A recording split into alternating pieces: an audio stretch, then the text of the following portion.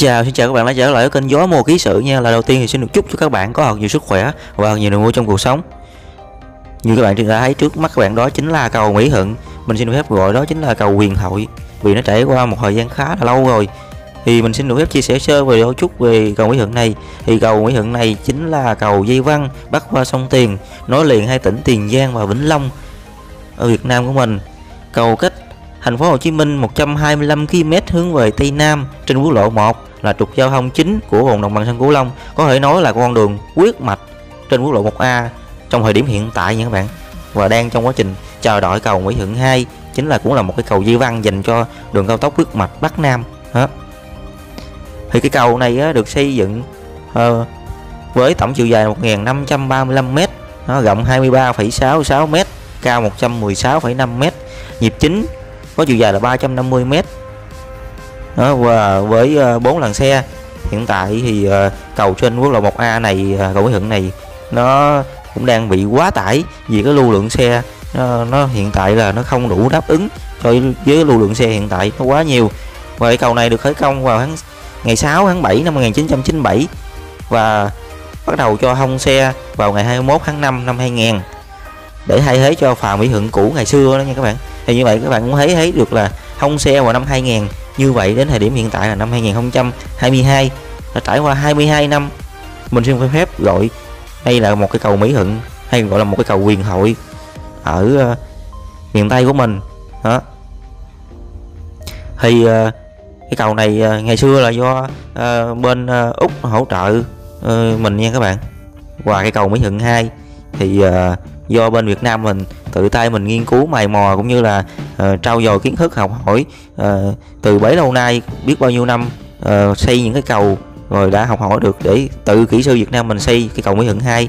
Thì cầu Mỹ Thuận 2 nó cách với cầu Mỹ Thuận hiện hữu này 350 m đó, phía bên tay phải mình. Bây giờ thì mời các bạn cùng xem cầu Mỹ Thuận 2 nó đang xây dựng như thế nào nhé các bạn.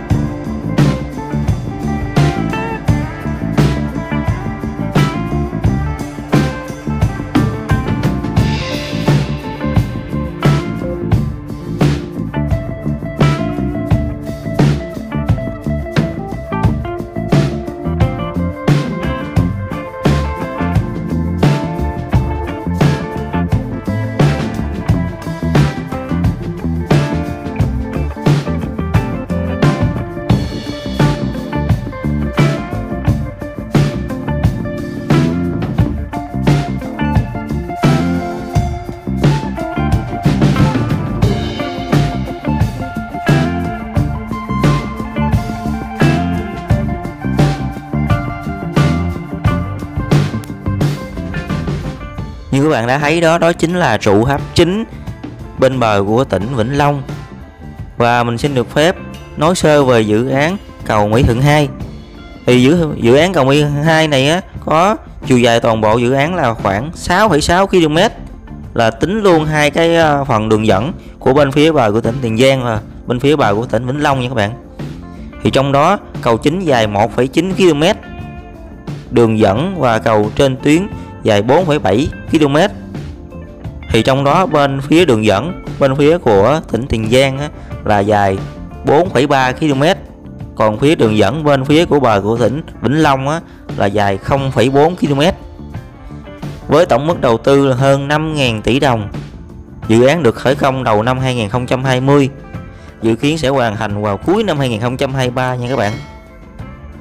Ở vị trí này bên địa phận của phường Tân Hòa, tỉnh Vĩnh Long, như các bạn đã thấy ở bên trên thì họ đang đúc những cái dầm đúc hẳn cân bằng hai bên. Thì cái công nghệ đúc dầm đúc hẳn cân bằng hai bên thì mình đã chia sẻ những video trước thì mình không nhắc lại. Và bên đây chính là bên trên cái nền đường của cái đoạn cầu cạn bên phía của bờ của tỉnh Vĩnh Long nha các bạn. Ở bên trên thì cái đoạn này hẳn 6 làn xe nha các bạn, và với chiều ngang mặt đường là 25 m đó. Và nó đang xuống từ từ, cái độ cao nó đang hạ xuống để xuống tiếp đất đó, với cái nền đường của cao tốc Mỹ Thuận Cần Thơ, để hướng này là hướng đổ về Cần Thơ nha các bạn. Và các bạn có thể thấy phía trước ở bên dưới đó chính là đường quốc lộ 80 đó. Đường quốc lộ 80 là dành cho các phương tiện để mà Vĩnh Long người ta về Sa Đéc hoặc là về Đồng Tháp này nọ đó, Cao Lãnh đó nha các bạn. Thì một chút xíu nữa thì các bạn có thể thấy được cái hướng đi của cái đoạn cầu Mỹ Thuận 2 bên phía tỉnh Vĩnh Long, và nơi vị trí tiếp đất mố cầu của cầu Mỹ Thuận 2. Thì cái vị trí các bạn thấy phía trước họ đang thi công những cái công việc hạng mục là xử lý cái nền đất ngay tại vị trí đó. Tại vì đất ở miền Tây mình đa số là đất yếu nha các bạn. Họ đang trong quá trình gọi là đóng cọc bê tông xi măng đó, để gia cố cái nền đường ở bên dưới ngay chỗ vị trí mố cầu. Và vị trí này ngày xưa thì có cái đường dây điện đi ngang nữa, thì không biết có giải quyết ra sao như thế nào thì các bạn xem trên video để thấy nha. Đó, rồi tiếp nối với cái khi mà kết thúc cái cầu Mỹ Thuận 2 á, là mình sẽ di chuyển tiếp theo hướng này là hướng đổ về Cần Thơ nha các bạn. Đó, rồi cái đoạn này chính là đoạn tiếp nối với dự án cao tốc Mỹ Thuận Cần Thơ. Thì cái dự án cao tốc Mỹ Thuận Cần Thơ của họ cũng đang trong quá trình thi công đó. Ở phía trước thì các bạn thấy thì họ cũng đang xử lý cái nền mặt đường á. Và có một đoạn các bạn thấy bằng cát thì họ đang trong quá trình gọi là gia tải bằng cát nha các bạn.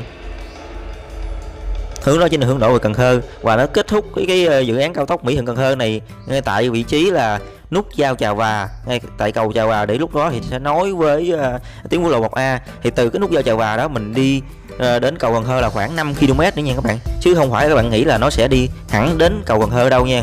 Đó, hiện tại thì cái dự án của Mỹ Thuận Cần Thơ nó chỉ đi tới cầu Chà Và mà thôi. Đó, thì mình cũng nghe một số thông tin nói về xây dựng cái cầu Cần Thơ 2 á, thì vẫn đang trong quá trình nghiên cứu và xem xét tiền khả thi, cho nên là cái vấn đề đó mình bỏ qua đi, mình chưa có đề cập tới, để sau đó đi, khi mà có những cái chuyển biến mới thì mình sẽ chia sẻ tiếp về cái dự án cầu Cần Thơ 2. Ở như các bạn thấy thì trên cao thì bên dưới một cái hình hài rất là rõ ràng của cái tuyến cao tốc Mỹ Thuận Cần Thơ, nó đi hẳn một hướng rồi sau đó nó sẽ chết về bên phải một chút xíu nha các bạn.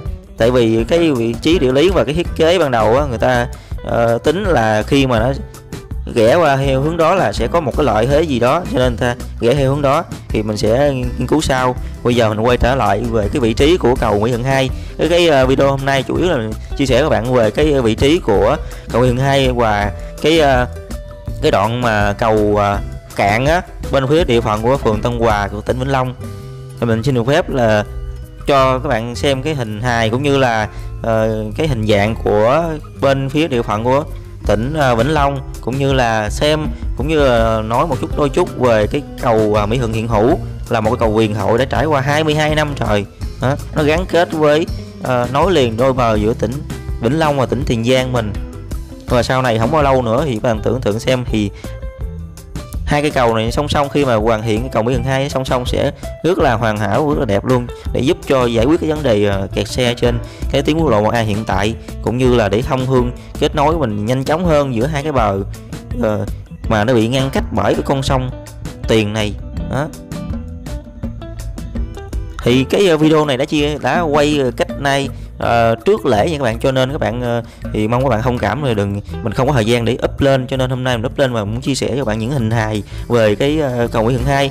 Tuy là trên video này cái tiến độ nó phải chậm hơn so với thực tế và trong những ngày lễ vừa qua, vì người ta thi công xuyên ngày xuyên đêm mà. Đó. Và mình xin được phép kể sơ về cái tóm tắt về cái tiến độ này. Hiện tại thì cái tiến độ về cái hạng mục thi công thì đang được chú trọng hiện nay là xây dựng hai cái trụ tháp chính, đó chính là T15 và T16 thuộc với hầu X là 03B nha các bạn.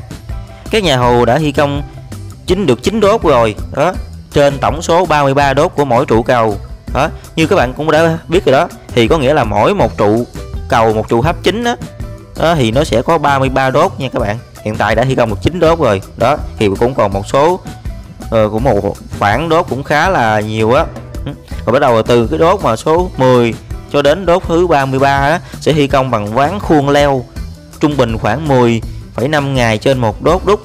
Đó, như vậy là đúc một cái đốt là khoảng 10 ngày rưỡi.